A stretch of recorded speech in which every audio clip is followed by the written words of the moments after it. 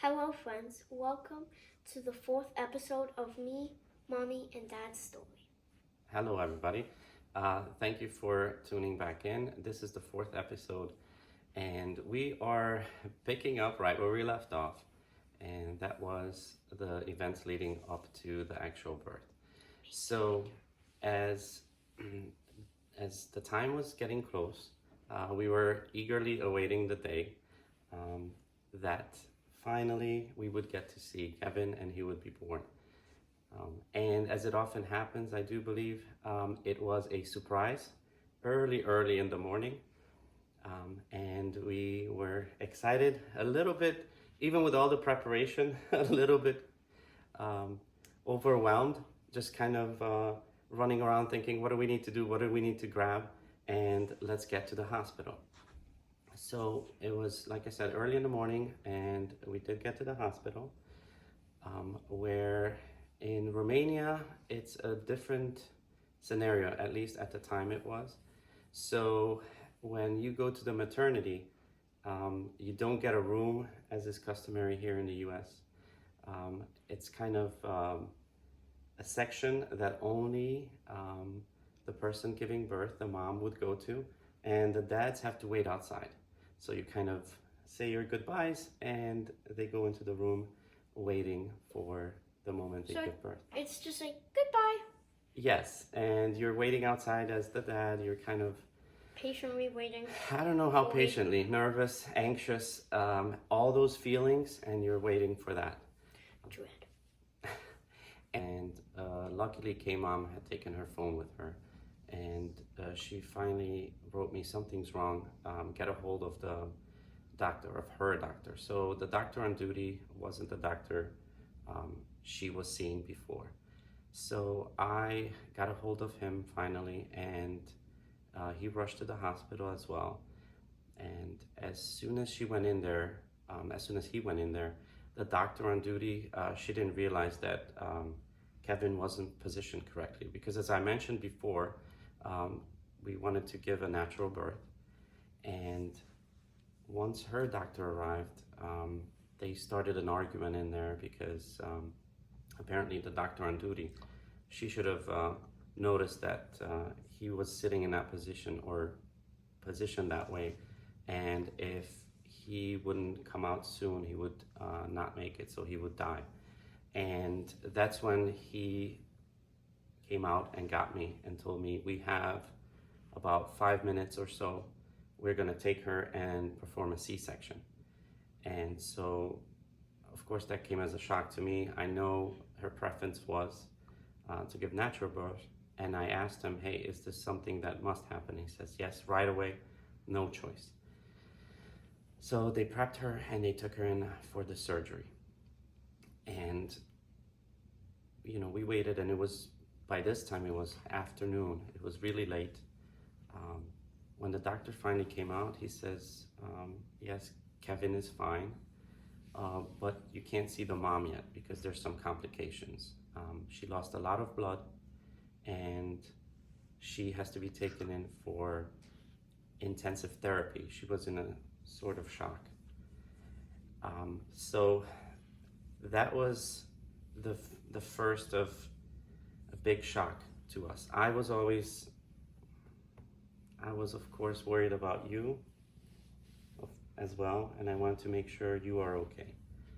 Now, the problem is that at the maternity ward where we were, it was 2 sections. So the intensive therapy was over on one end of the hospital, and the children, the maternity section where the newborns are, were at the other end. So I was sort of now running back and forth trying to figure out if you're doing okay, if mom is doing okay. Now, I did not get to see K-Mom again till the very next morning. And meanwhile, I went to see you, and I tried to tell the nurses and whoever was helping with the newborns that, you know, Kevin might have something that is possible, that he has fragile bones, so please be extremely careful with him. Unfortunately, They didn't understand. no, they did not. And they went with the notion that sometimes when babies are born, their legs aren't straight or the bones aren't straight.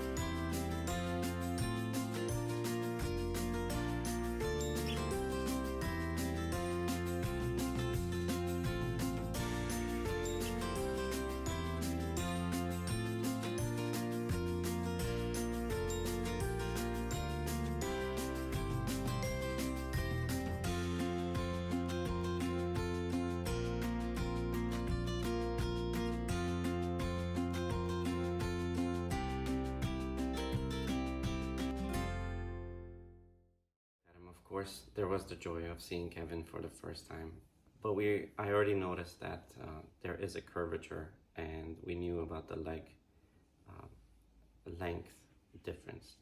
So that's why I was telling the nurses to be specifically careful.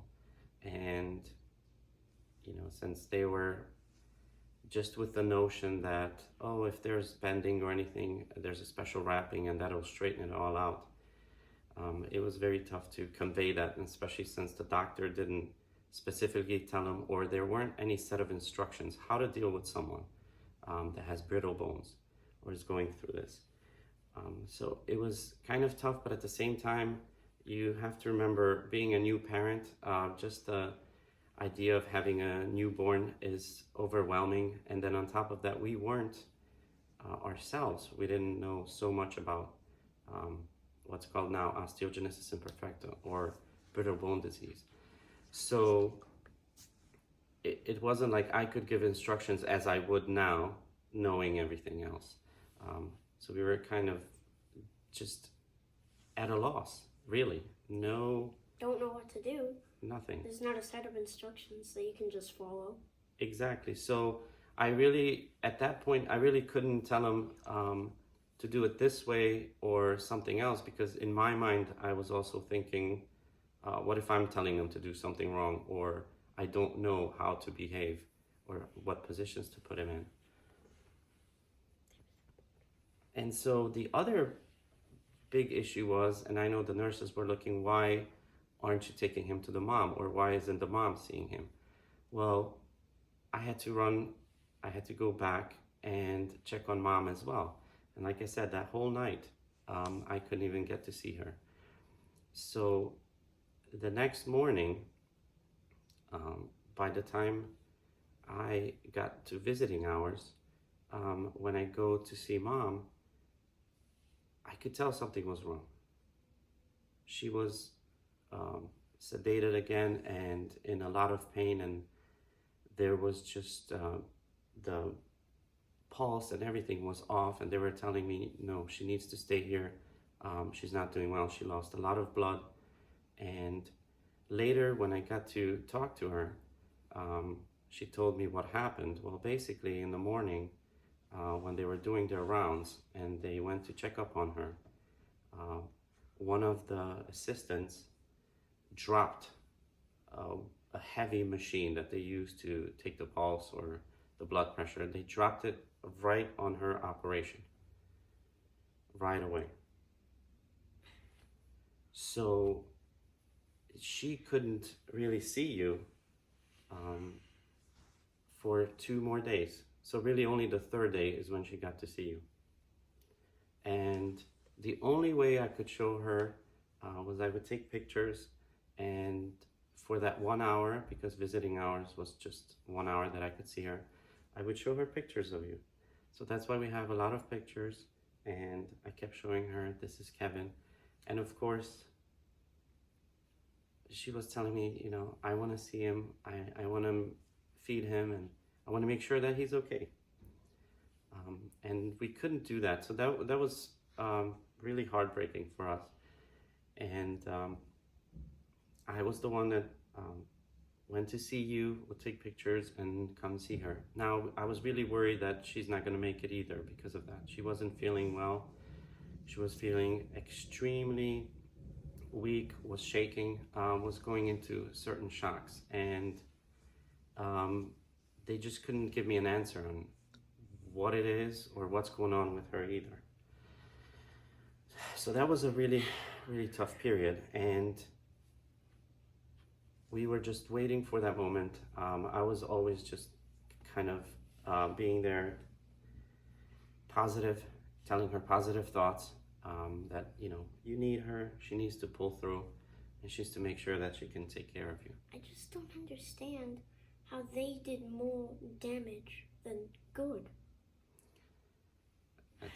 That's something that is extremely unfortunate, and hopefully, from our experience, others can learn as well, and maybe they can be better prepared or get into the conversation for this eventuality, and make sure that there are some support systems. I really do hope so. Yes, maybe they can learn from us, and that would be great that others, or from others that are in the situation. So the doctors as well, and the doctors, and especially the nursing team or everyone else that then takes care of the child. For example, whoever's bathing, because that's extremely important, to handle and position in the correct way to make sure that there are no more fractures. And in between, K-Mom was still in the hospital, in the intensive therapy section, in the recovery. And in between, you were 2 days old, and I already went to another section, a different hospital, and I met with the genetics team and the orthopedic, where the very first signs of osteogenesis imperfecta were explained. And that was specifically the bluish gray sclera in the eyes. And so that's the first time they were telling us it is possibility that it is brittle bone disease, but it wasn't confirmed. So there was still a chance that it might be something with the thyroid or another version. So we did get the hint that it's high probability that it is brittle bone disease, but still with a question mark, no confirmed diagnosis. And that already put in our head that something's going to be going on, and we need to at least finally get to the bottom of it, get a proper diagnosis so we know how to take care of you and where to go, where to seek help, what kind of treatment to look for. You can imagine how difficult it was to figure out how to properly take care of Kevin, of a child, as you would with any newborn, but especially knowing that he needs special attention.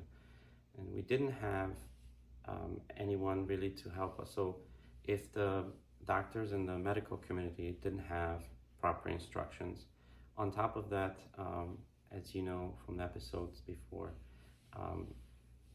K-Mom's mother was no longer with us, so there was no help from that side. And my mom, your grandmother on my side, she didn't care to come and help us or actually to get involved with Kevin. So we were left alone facing this difficult situation.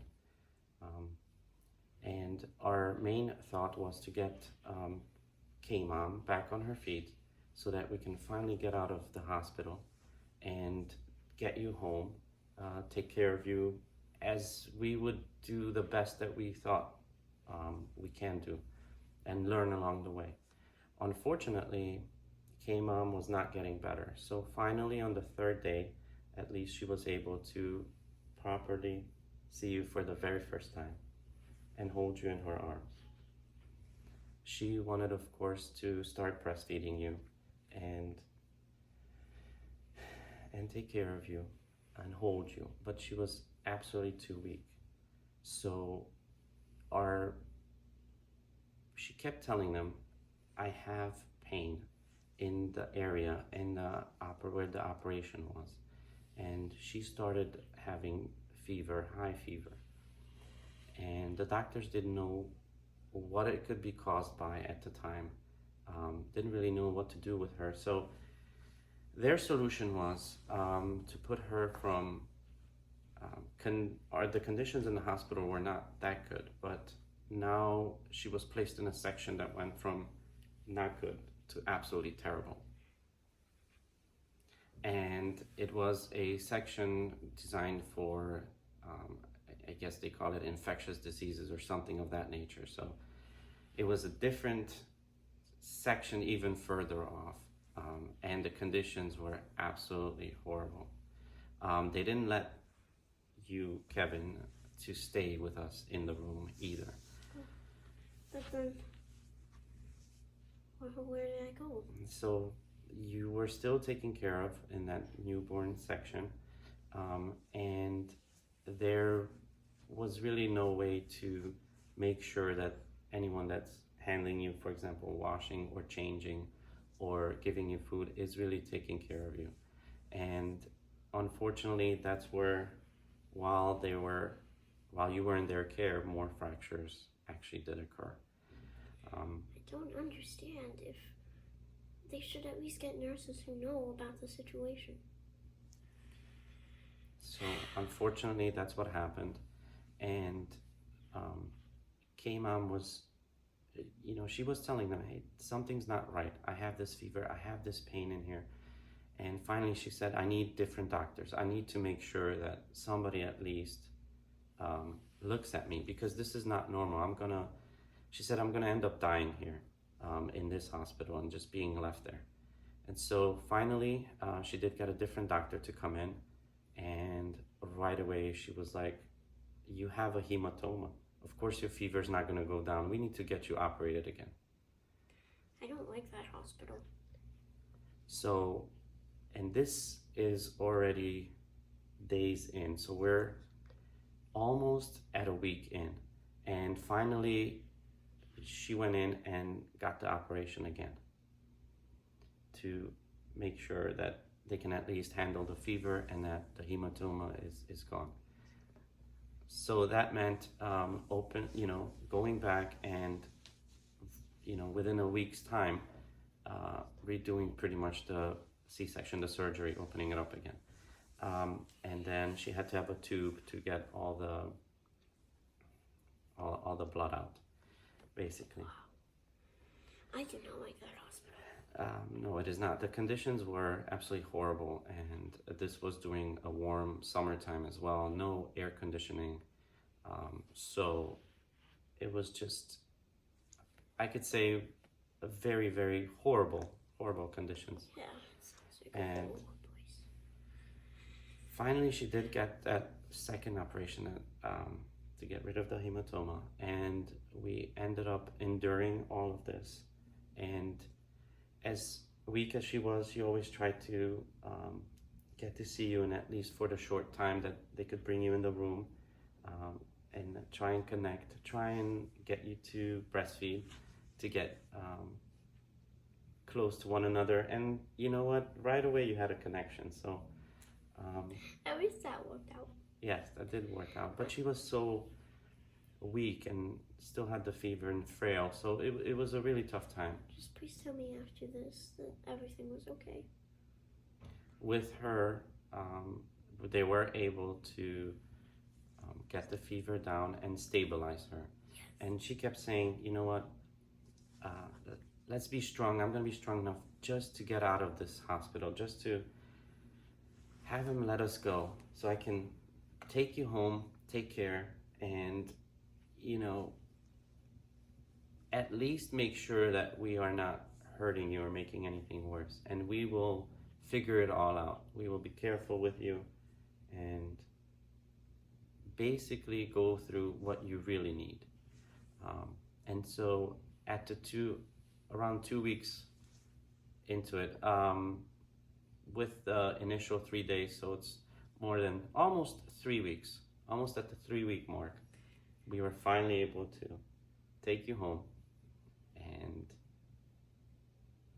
we were ready to make sure that you are okay, to start taking care of you and enjoy hanging out with you and making sure that you're okay. I hope that this closes that hospital chapter. For now, that is where we will leave off, and we will talk about what happens next in the next episode. Thank you so much for watching. And see you soon, friends. I love you all. Here's some styrofoam cup and jars. Bye.